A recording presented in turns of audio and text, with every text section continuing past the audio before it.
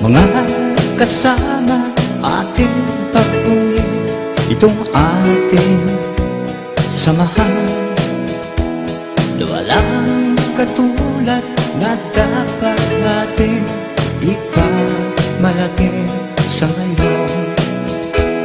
At darating pang henerasyon na tayo'y mga kadyas, mga Ginoo at nagkakaisang katuwang ng lahing Pilipino.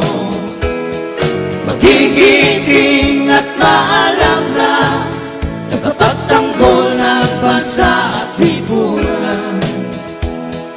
Yan ang mga kadyas, taas loob tayo mga kasama, na tayong kadyas ay may pagkakaisa. Walang iwanan hanggang sa huling patak ng dugo. Mabuhay